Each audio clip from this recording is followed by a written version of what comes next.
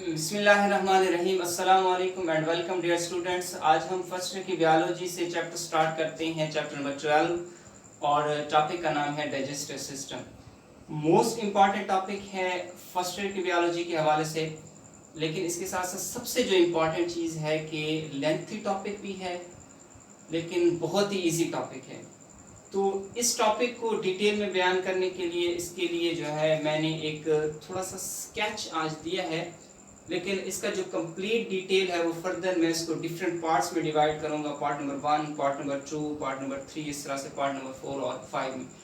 तो आज के लेक्चर में हम क्या चीज़ डिस्कस करेंगे? आज के लेक्चर में हम एक्चुअली डिस्कस करेंगे कि डाइजेस्टिव सिस्टम होता क्या है और इसका स्ट्रक्चर किस तरह से होता है।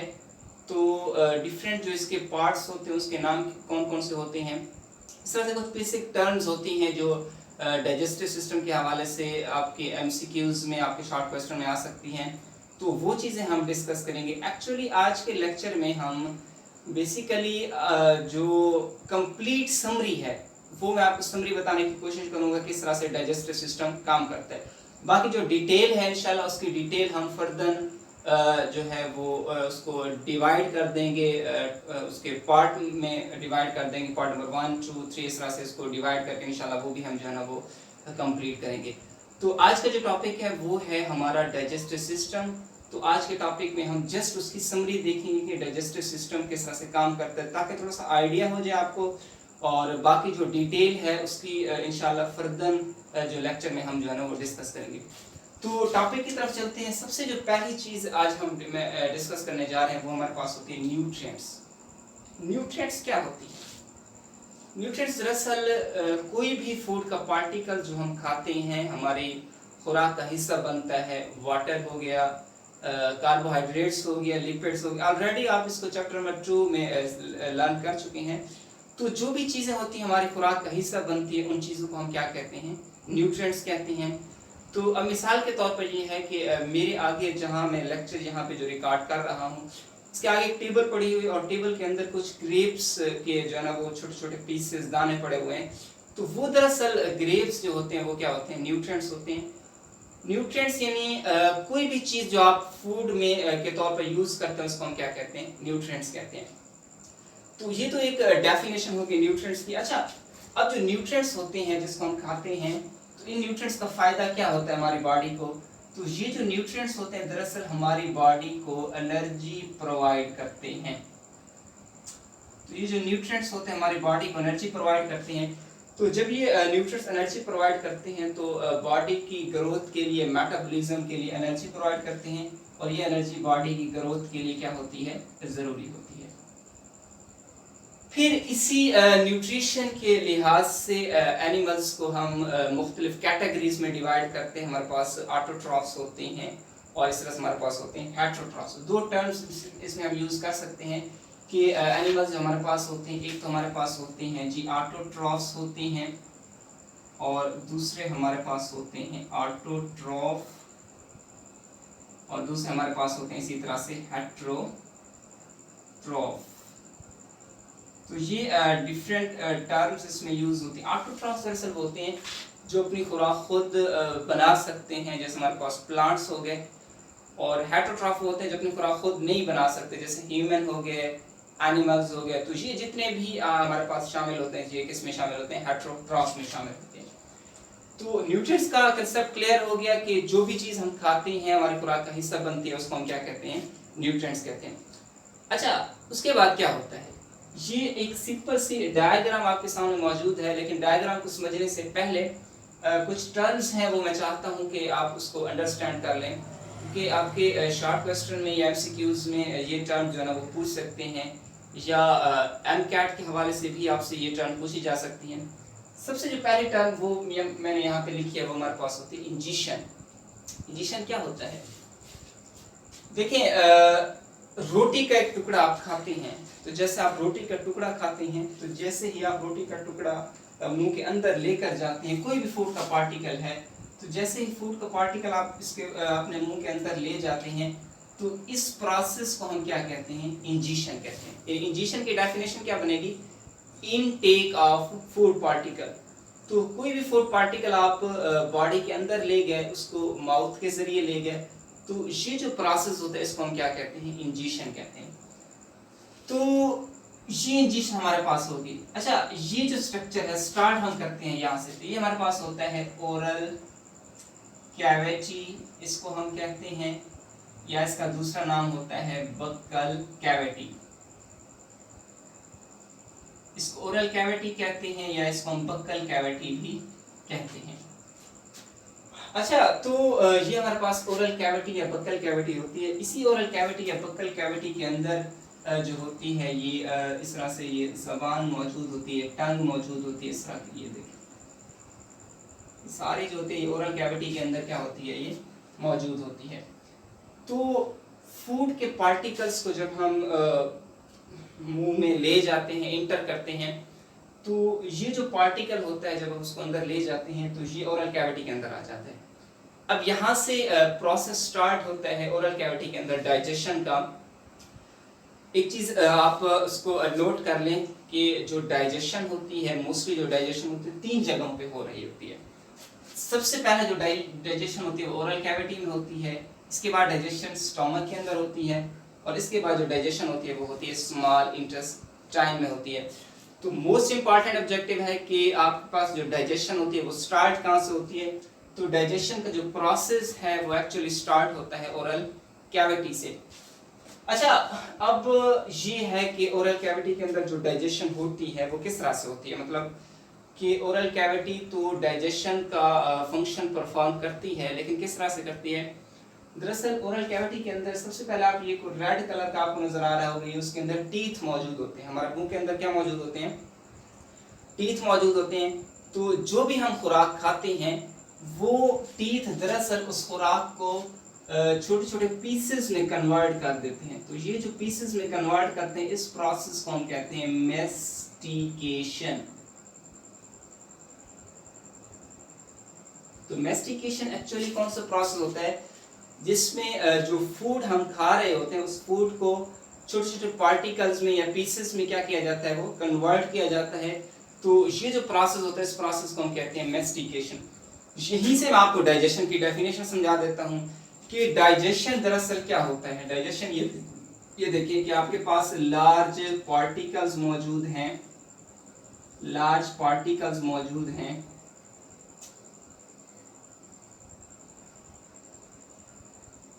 Large particle. अच्छा, तो ये जो लार्ज पार्टिकल्स मौजूद हैं, इन लार्ज पार्टिकल्स की फिर हम करते हैं ब्रेक डाउन। इन लार्ज पार्टिकल्स की ब्रेक डाउन की जाती है। तो जब इन लार्ज पार्टिकल की हम ब्रेक डाउन करते हैं इसको हम कन्वर्ट कर देते हैं स्मॉल पीसेस के अंदर। अच्छा, लार्ज पार्टिकल थे, लार्ज पार्टिकल को हमने कन्वर्ट कर दिया स्मॉल पीसेस के अंदर। तो ये जो स्मॉल पीसेस होते हैं ये फिर ह्यूमन के सेल के अंदर, ये सपोज आपका सेल पड़ा हुआ है, तो ये जो स्मॉल पीसेस होते हैं ये सेल के अंदर क्या हो जाते हैं, ये इंटर हो जाते हैं।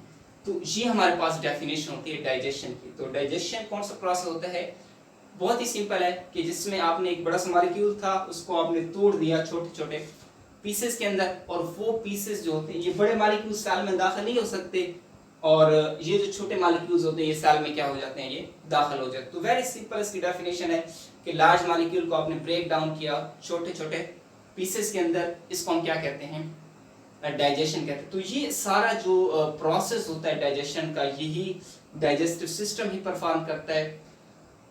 तो हमने जो स्टार्ट किया था वो ये था कि फूड यहाँ से इंटर हुई, अब फूड जैसे ही इंटर हुई इसको हमारे पास जो टीथ मौजूद थे, इनमें टीथ ने इसको क्या किया, ग्राइंड किया है, पीस छोटे छोटे पीसेस में इसको क्या कर दिया, वो कन्वर्ट किया।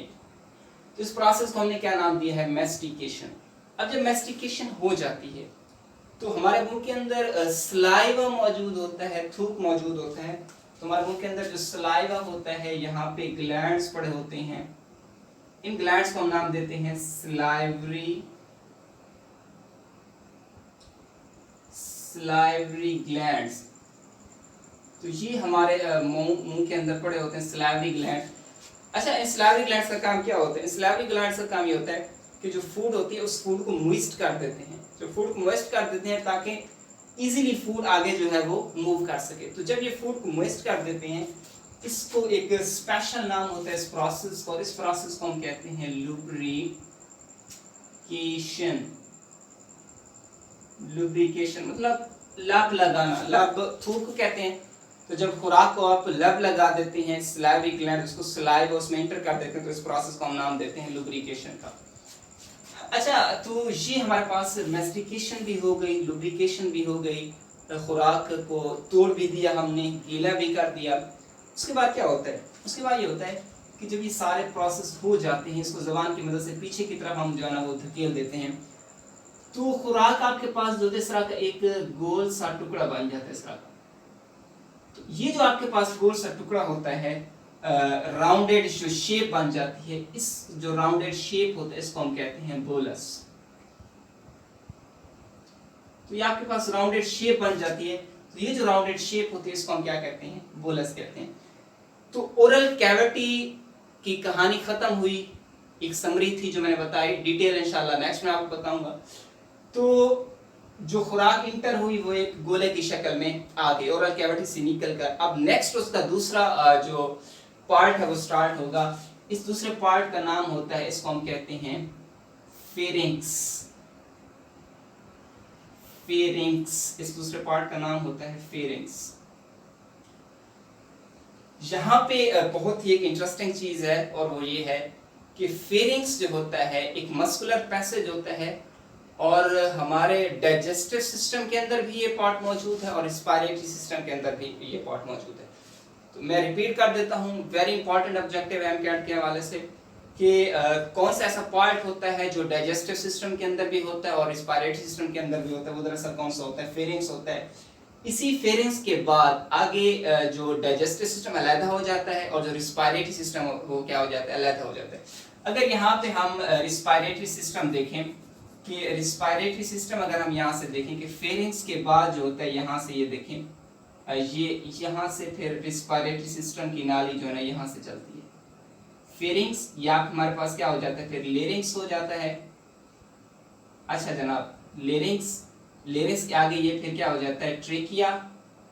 आगे ट्रेकिया के बाद ये फिर चला जाता है जनाब, ये फिर जो एयर होती है ये फिर लंग्स की तरफ, इधर भी एक लंग्स होते हैं, इधर भी एक, दो लंग्स होते हैं, तो ये फिर लंग्स की तरफ चली जाती है। तो कॉमन पॉइंट यहाँ पे ये है कि जो कॉमन नाली होती है हमारे पास कौन सी होती है? फेरिंक्स होती है। और फेरिंक्स के बाद आगे वो डिवाइड हो जाता है, डाइजेस्टिव सिस्टम अलग हो जाता है और जो रेस्पिरेटरी सिस्टम होता है वो क्या हो जाता है? अलग हो जाता है। लेकिन जब हम फूड खाते हैं, जब हम खुराक खा रहे होते हैं, तो यहाँ पे अल्लाह ताला ने एक बड़ा ही इंसान के अंदर एक खूबसूरत सिस्टम बनाया हुआ है, और वो सिस्टम इस तरह से काम करता है, जब हम खुराक खाते हैं इसके ऊपर एक पर्दा आ जाता है इस तरह। इस पर्दे को हम नाम देते हैं एपिग्लॉटिस। इस पर्दे का नाम होता है एपिग्लॉटिस। अच्छा, तो ये पर्दा क्यों आता है? दरअसल ये पर्दा इसलिए आता है ताकि फूड रिस्पिरेटरी सिस्टम में इंटर ना हो, फूड हमारी डाइजेस्टिव सिस्टम में जाए और रेस्पिरेटरी सिस्टम। देखें कैसे अल्लाह ताला की एक बड़ी ही खूबसूरत नेचर है कि उन्होंने चीज़ों को किस तरह से एक मुनज़्ज़म अंदाज से तरतीब दिया है और चीज़ें एक बैलेंस अंदाज में जो है ना अपना अपना जो है ना वो काम कर रही हैं। तो बहरहाल ये उसका दूसरा पार्ट हो गया फेरिंक्स। इसी के साथ नीचे इसका पार्ट मौजूद होता है और इस पार्ट को हम कहते हैं एसोफेगस। एसोफेगस मौजूद होता है यहाँ पे। एसोफेगस के बाद फूड यानी इंटर हुई यहाँ से बुलस की फॉर्म में फेरिंक्स से फिर आ गई है एसोफेगस में। एसोफेगस ये फिर नीचे की तरफ स्टमक की तरफ जाती है। लेकिन यहाँ पे एक और चीज़ मैं आपको समझाता चलूँ कि फूड जब हम खुराक खाते हैं तो अमूमन ये होता है कि जब चीज़ें ऊपर से नीचे की तरफ आती हैं तो ग्रेविटी के तहत आती हैं, लेकिन यहाँ ऐसा नहीं होता। जो हम फूड खाते हैं वो ग्रेविटी के तहत नहीं आती, बल्कि इसमें एक और मूवमेंट इन्वॉल्व होती है और उस मूवमेंट का नाम होता है, उसको हम कहते हैं पेरिस्टालसिस मूवमेंट। Peristalsis movement. अच्छा, तो पेरिस्टालसिस मूवमेंट क्या होती है? पेरिस्टालसिस मूवमेंट ये होती है, इसी डायग्राम को मैं यहाँ पे ड्रा कर रहा हूँ, ये देखें, ये हमारे पास फेरिंग्स, फेरिंग्स के बाद क्या मौजूद है, ये एसोफेगस, ये फेरिंग्स, और इसके बाद ये क्या मौजूद है, ये एसोफेगस मौजूद है। अब खुराक जो है वो राउंडेड फॉर्म में यहाँ पे मौजूद है। तो पेरिस्टालसिस मूवमेंट क्या होती है? पेरिस्टालसिस मूवमेंट ये होती है कि ये इसकी जो मसल होते हैं वो कंट्रैक्ट और रिलैक्स करते हैं। मिसाल के तौर पे यहाँ पे अगर फूड आई तो ये मसल क्या करेगा, कंट्रैक्ट करेगा।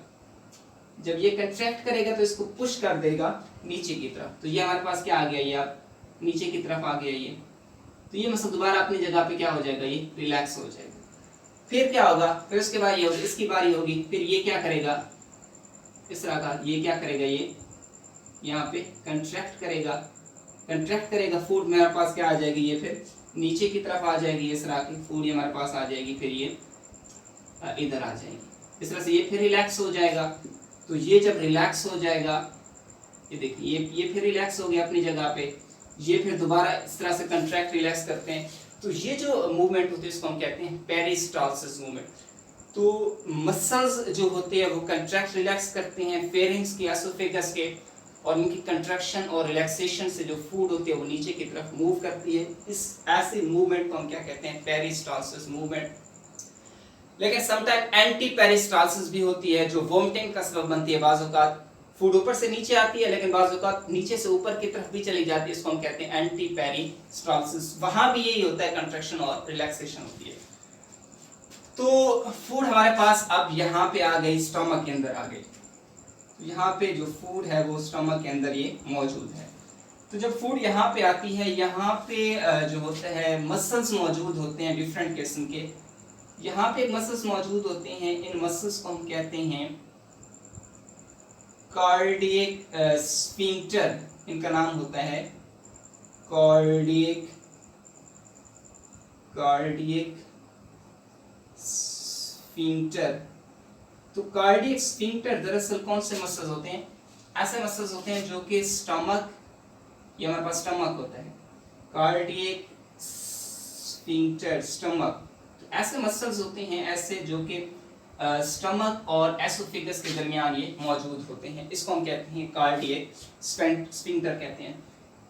इसका बड़ा एक इंपॉर्टेंट रूल होता है, उसका इंपॉर्टेंट रूल ये होता है कि जब खुराक यहाँ पे आ जाती है इसके अंदर, इसको बाहर नहीं जाने देता। अब कहता है भैया आप फूड पहुंच चुके तो आप यहाँ रुक जाओ, अब इसको वापस जो है ना वो मुंह से बाहर जो है ना वो नहीं जाने देता। देखिए किस तरह से अल्लाह ताला ने चीजों को एक बेहतर से बेहतर अंदाज में तरतीब दिया है। तो फूड अब यहाँ पे मौजूद होती है स्टमक के अंदर। स्टमक में क्या होता है, स्टमक में दरअसल जो होते हैं ग्लैंड्स मौजूद होते हैं। जिस तरह से इसके अंदर ग्लैंड्स मौजूद होते हैं, इसको हम नाम दिया सैलिवरी ग्लैंड्स का।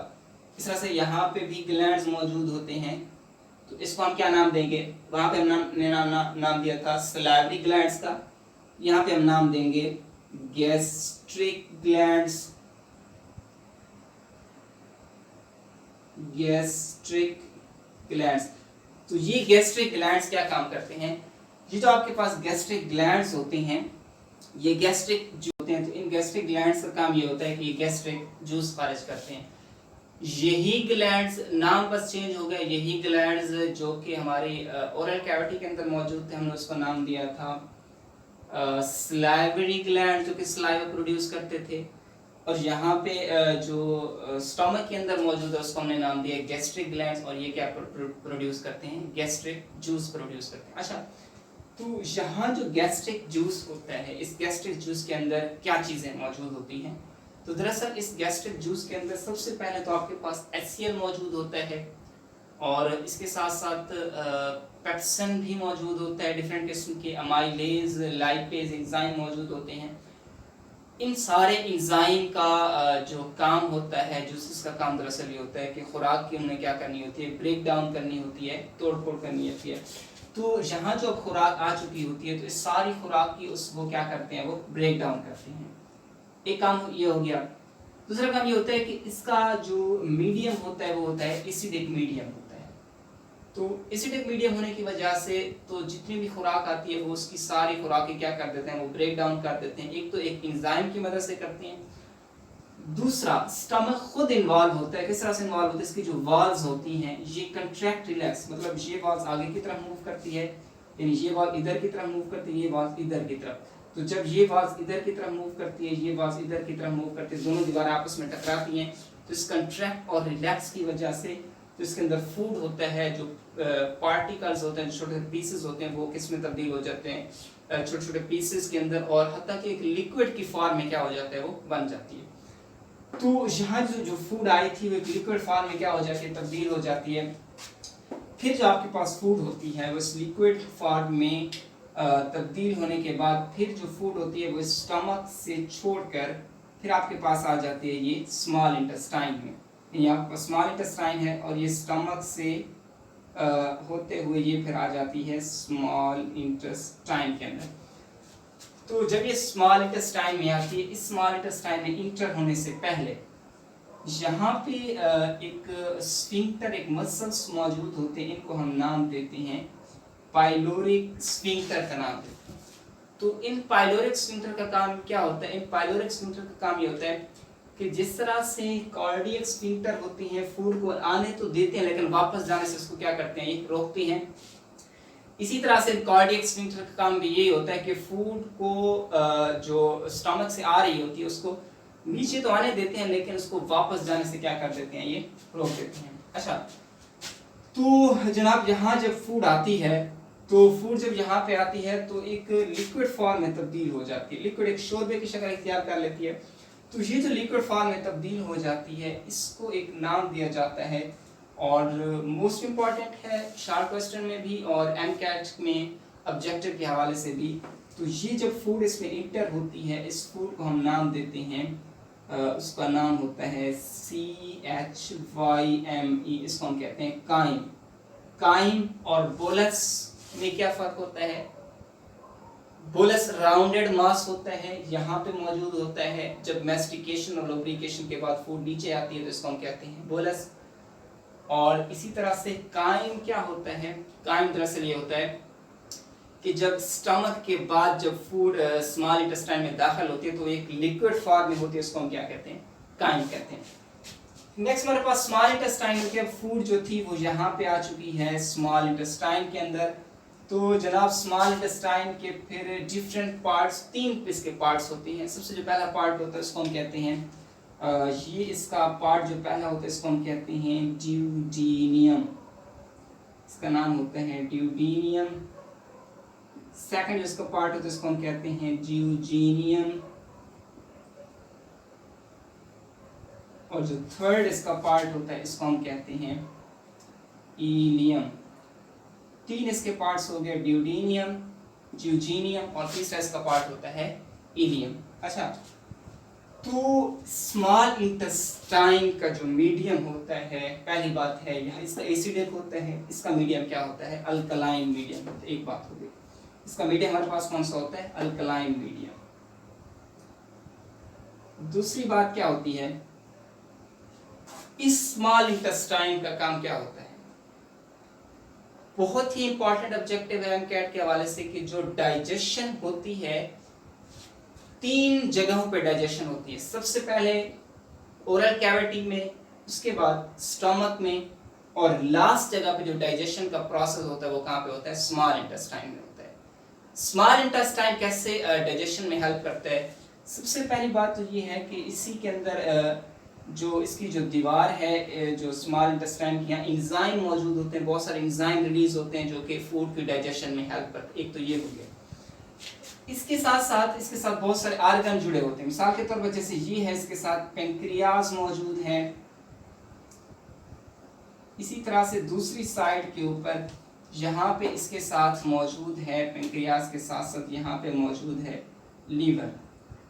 तो ये 2 आर्गन जो है वो यहाँ पे मौजूद होते हैं, पेंक्रियाज होता है, दूसरा हमारे पास क्या होता है, ये लीवर मौजूद होते हैं। अच्छा, इन पेंक्रियाज और लीवर का काम क्या होता है? ये जो पेंक्रियाज होता है इसकी जो नाली होती है इसको हम कहते हैं पेंक्रियाटिक डक्ट,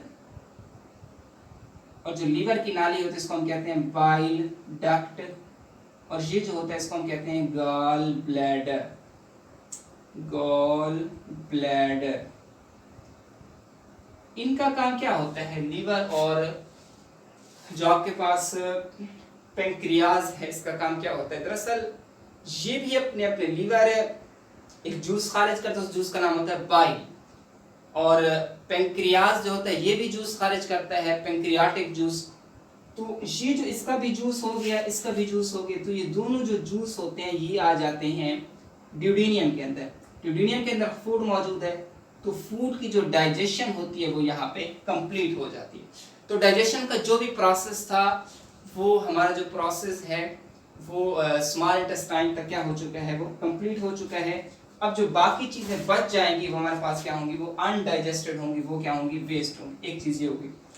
दूसरी जो सबसे इंपॉर्टेंट चीज ये होती है कि इस स्मॉल इंटेस्टाइन के साथ साथ ब्लड कैपिलरीज मौजूद होती हैं, खून की नालियां मौजूद होती हैं। ये रेड कलर की खून की नालियां होती हैं इसके साथ। इन ब्लड कैपिलरीज का काम क्या होता है, इन ब्लड कैपिलरीज का काम ये होता है कि अब देखिए ना, इसके अंदर फूड एब्जॉर्ब हो गई, डाइजेस्ट हो गई। डाइजेस्ट होने के बाद यहाँ से जो जाएगी फिर लार्ज इंटेस्टाइन में, लार्ज इंटेस्टाइन से फिर बॉडी से बाहर चली जाएगी। तो साफ ज़रा इस फूड के अंदर अमाइनो एसिड्स होंगे, प्रोटीन्स होंगे, ग्लूकोज होंगे। तो ये सारी चीज़ें जो होती हैं वो स्मॉल इंटेस्टाइन से निकल कर इस ब्लड कैपिलरीज में चली जाती हैं। और जब इस ब्लड कैपिलरीज में चली जाती हैं तो फिर ये हमारे खून का हिस्सा बन जाती हैं।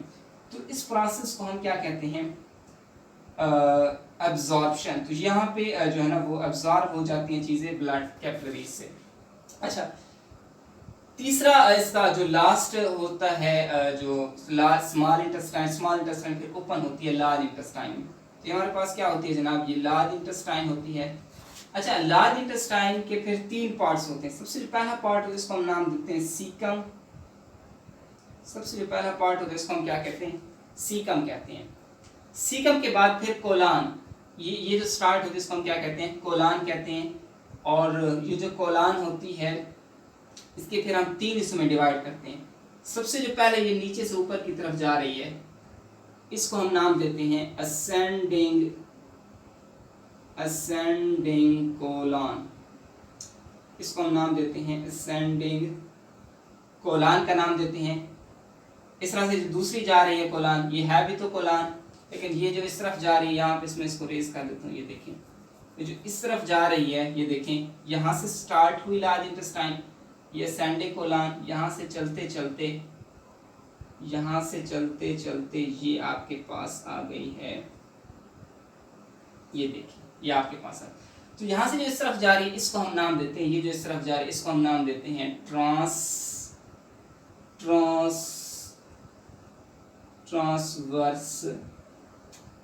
कोलन। और जो नीचे मौजूद होती है, नीचे लास्ट में इधर मौजूद होती है, इसको हम कहते हैं डिसेंडिंग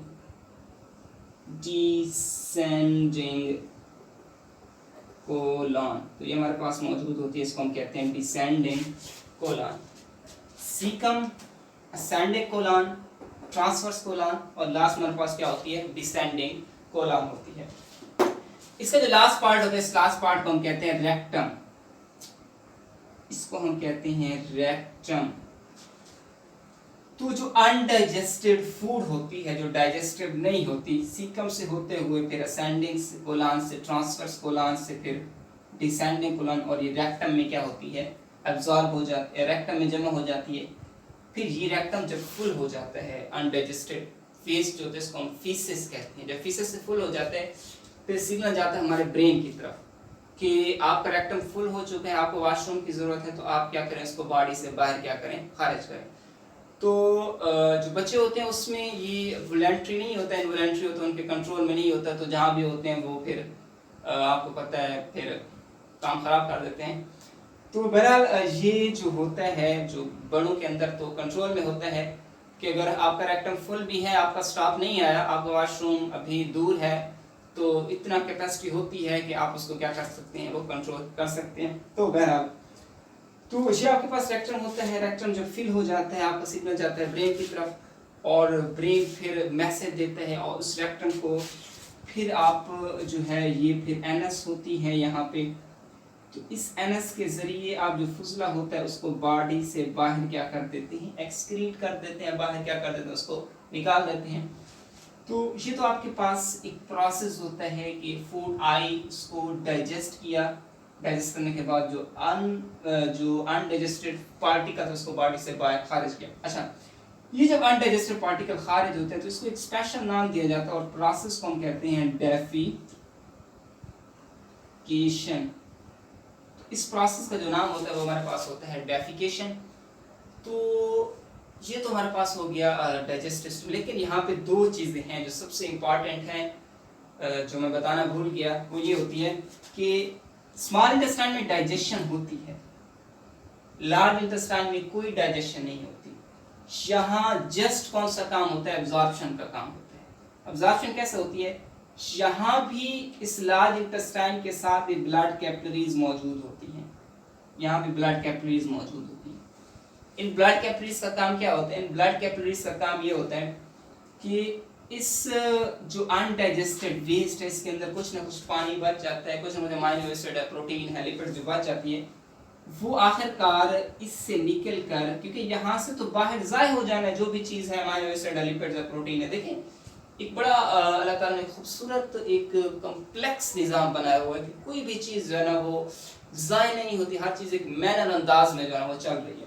तो जो भी अमीनो एसिड्स होते हैं, प्रोटीन्स होते हैं, वो दोबारा किसमें आ जाते हैं, आपकी ब्लड में शामिल हो जाते हैं, बॉडी का पार्ट बन जाते हैं वो। बाकी जो अनडाइजेस्टेड होते हैं वो बॉडी से बाहर खारिज हो जाते हैं। यहाँ पे दो डिजीज़ेस भी हो सकती हैं, और एक जो डिजीज़ होती है उसको हम कहते हैं, यहाँ पे जो डिजीज़ होती है उसको हम कहते हैं कॉन्स्टिपेशन।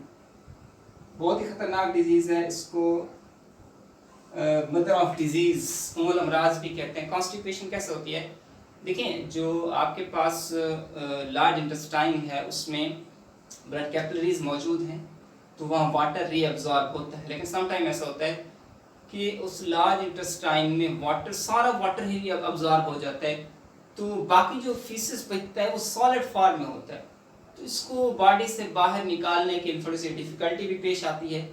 तो इस प्रोसेस को हम क्या कहते हैं, कॉन्स्टिपेशन कहते हैं। खतरनाक होते हैं। दूसरे इसी के साथ है, उसका नाम होता है डायरिया। डायरिया भी इससे मिलता जुलता है, लेकिन डिफरेंट होता है कि इसमें कौन सी कंडीशन होती है।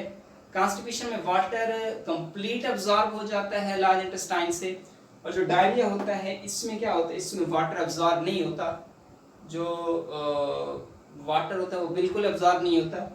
इस नाली के अंदर जो आपके पास लार्ज इंटेस्टाइन है सारा वाटर ही वाटर रह जाता है, और पानी की बाज़ औक़ात कमी भी हो जाती है, तो फिर लूज मोशन भी आपको लग सकते हैं। तो ये जो कंडीशन होती है इस कंडीशन को हम क्या कहते हैं, डायरिया कहते हैं। दोनों ही ख़तरनाक होती हैं। पानी ज़्यादा अब्जॉर्ब हो रहा है तो कॉन्स्टिपेशन हो रही है, कम अब्जॉर्ब हो रहा है तो डायरिया हो रही है। एक बैलेंस में रहना, एक हदूद में रहना एक ज़बरदस्त चीज़ होती है। बहरहाल तो ये हमारा होता है डाइजेस्टिव सिस्टम होता है। एक आखिरी चीज़ इस टॉपिक में ये होती है कि जो फीसेस होता है उस फीसेस में बाज़ औक़ात आपको स्मेल महसूस होती है। तो वो स्मेल क्यों होती है, उसकी रीज़न क्या होती है? उसकी रीज़न ये होती है जनाब कि जो फीसेस होती हैं, जो लार्ज इंटेस्टाइन होता है, इस लार्ज इंटेस्टाइन के अंदर बैक्टीरिया पाए जाते हैं। ये जो बैक्टीरिया होते हैं, ये जो बैक्टीरिया होती हैं वो फूड की, जो अनडाइजेस्टेड फूड होती है उसकी तोड़ फोड़ करते हैं, ब्रेक डाउन करते हैं, और इसी ब्रेक डाउन के नतीजे में क्या करते हैं, वो फाउल स्मेल प्रोड्यूस करते हैं। तो ये तो थी डाइजेस्टिव सिस्टम की समरी जो मैंने आपके साथ शेयर की, डिस्कस की है। तो होप आपको इन्हें इसको समझ लिया होगा इंशाल्लाह। बाकी इसके जो डिटेल है इसको मैं पार्ट में डिवाइड करके कि ओरल कैविटी में क्या होता है, स्टोमक की डिटेल है, इसमें स्मॉल इंटेस्टाइन की अलग एक डिटेल है, विलाई होती हैं वो अलग एक टॉपिक है, लार्ज इंटेस्टाइन अलग, डिजीज़ एक अलग टॉपिक है। तो वो इंशाल्लाह नेक्स्ट जो है वो हम जो है ना वो डिस्कस करेंगे। तो अपनी दुआओं में याद रखिएगा। इसी के साथ इजाज़त, see you in the next video. लेकिन जाते हुए एक छोटी सी रिक्वेस्ट है हमेशा की तरह कि चैनल को सब्सक्राइब कर दें, दोस्तों के साथ शेयर करें और इसको लाइक भी कर दें। तो see you in the next video. अल्लाह हाफिज़।